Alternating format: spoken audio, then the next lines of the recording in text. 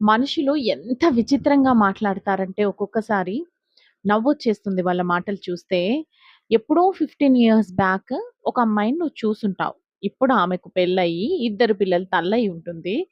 ఆమెను పట్టుకొని నువ్వు "కొంచెం లావైనట్టున్నావే, నల్లగా అయినట్టున్నావు, పొట్ట గూడా వచ్చేసిందే, అరె! చాలా పెద్దదానిలాగా కనిపిస్తున్నావు." ఇలా మాట్లాడుతుంటారు.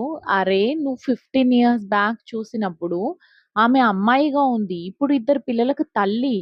అంటే డెలివరీస్‌లో ఎన్ని చేంజెస్ అయ్యుంటాయి ఆమె బాడీలో. ఆడవాళ్ళే ఆడవాళ్ళను అర్థం చేసుకోకుండా ఇలా మాట్లాడుతూ ఉంటారు. బాడీ షేమింగ్ చేస్తూ ఉంటారు. అరే! వాళ్ళకేం హెల్త్ ప్రాబ్లమ్ ఉందో, లేదు అంటే వాళ్ళకేదైనా జెనెటికల్ హెరిడిటరీ ఉందో మనకు తెలీదు గదా! లేదు అంటే డెలివరీ టైమ్‌లో ఆమె బాడీలో ఎన్ని చేంజెస్ జరుగుంటాయి కదా!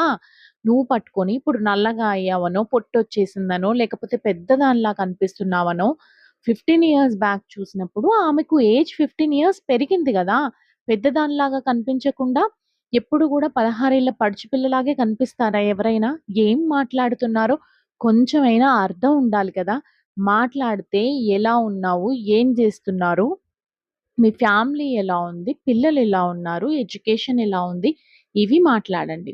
అంతేగాని బాడీ షేమింగ్ చేస్తూ డిసప్పాయింట్ చేసేలాగా మాట్లాడకండి.